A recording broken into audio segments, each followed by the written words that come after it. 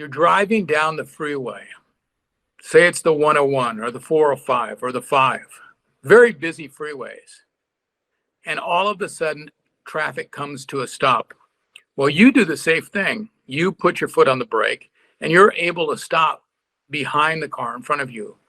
But the people behind you aren't paying attention. First, one car rams into you, and then the car behind that rams into them, and you're hit again. I'm Eli Castranova. I represent people involved in multi-car accidents in which they're injured in Los Angeles, California. I have had numerous situations in which clients have come into my office and they tell me they were involved in an accident in which they were on the freeway and they were hit by a car behind them, and then that car was hit by another car. In fact, I've had accidents in which up to 10 vehicles are involved in the accident. Your client's hurt. Your job is to find out who's going to compensate them. Number one, who is responsible, if not more than one person. And number two, where is the money, either through insurance or through a corporation, who is going to compensate your client for their injuries? I have situations that are even more complicated than that when we have clients that have multiple friends or family members in the car with them and they also get hurt. So let's address both of these situations in which I've been very, very familiar with over the years. When multiple cars are involved in an accident, it's my job to find out who is responsible. It may be very easy to find that out when you have just one car that hits you and there's other cars involved in the accident, but they don't involve other impacts with your vehicle. In that case, it's very easy. You go against the car that hits you, and if they don't have enough coverage, hopefully your client has uninsured motorists or underinsured motorist coverage. When you get a situation where more than one car has caused the accident and they've hit your client, then you have a situation that's more complex. So we have to prove that more than one car was involved in the accident. And how do we do that? Well, we go out to the accident scene. We see what the accident scene looks like. That's number one. Number two, we try to get photographs of all the vehicles that might show the kind of impact that was caused. For example, if the car behind you has damage and the car behind that has major damage to their front end, then I think it's more likely than not that we can prove that the not only the car behind the client caused injury to your client, but also the car behind that, because it hit that middle car with enough force to push that car into your client's car again. Then we have situations that are even more extreme in which we have 4 or 5 cars involved. I've had death cases in which multiple cars are involved. So in those cases, what we're doing now is we're downloading the computers, what's called an event data recorder in these cars. That is a situation in which cars after 2012, or from 2012 on rather, are required by the federal government to have these what are called event data recorders, EDRs. You can call it a black box if you want. But if the injury is bad enough, because it is an expensive endeavor to take, because you've got to get an expert, then you file a lawsuit and you subpoena the other car, first having sent a letter to the insurance company for that car or the owner of the car or both, that they have to preserve the car and the EDR.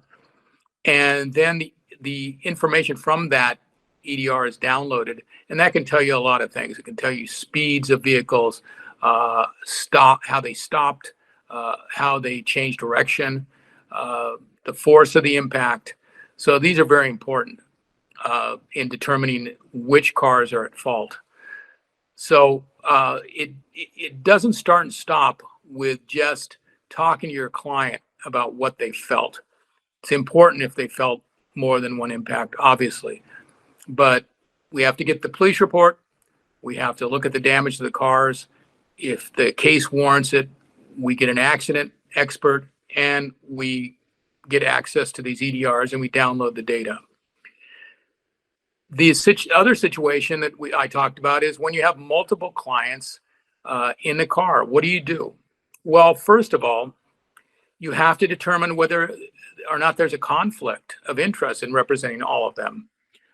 If the driver of the car comes to you and wants you to represent him or her, and the passengers want you to represent them, you've got to make sure that your driver did not do something that was negligent, such as abruptly change lanes or stop for no reason, or maybe hit the car in front of them before they got hit.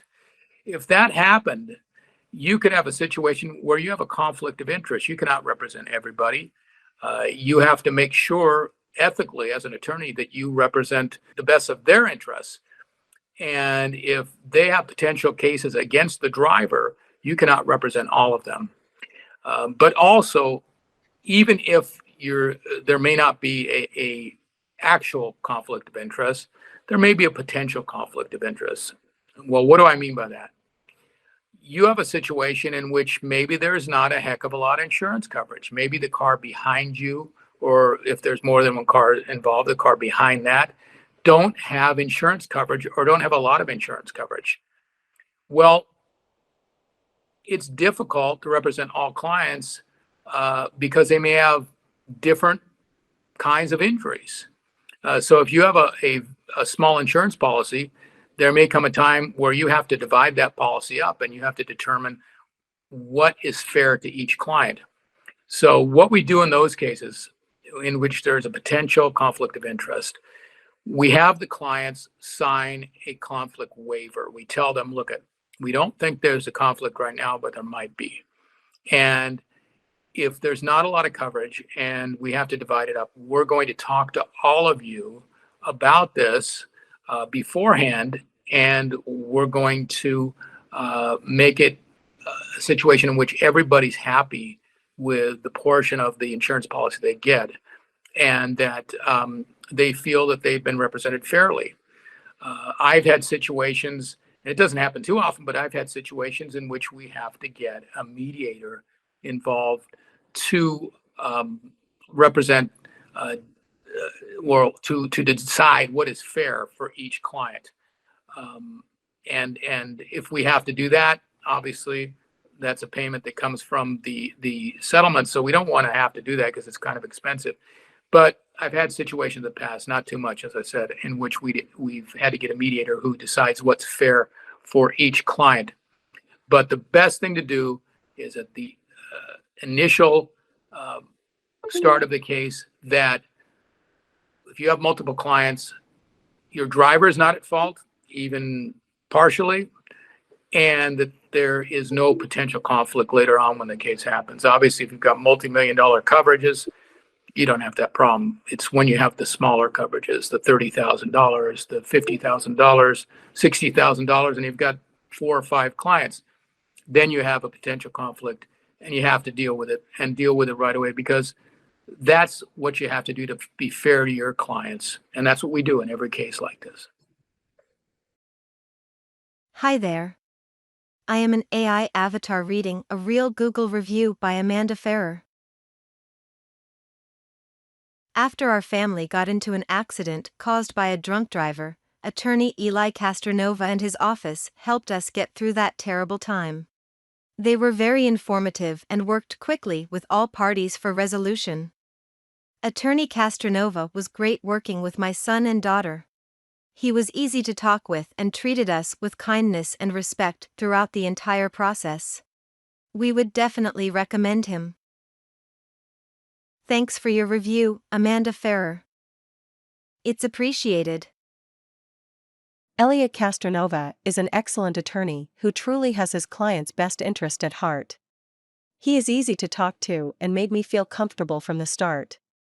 He clearly explained the legal process for my case. I appreciated that he kept me updated through emails and phone calls. He fought hard and negotiated a settlement that I'm extremely pleased with. Thanks for your review, Chris Jacoby. It's appreciated.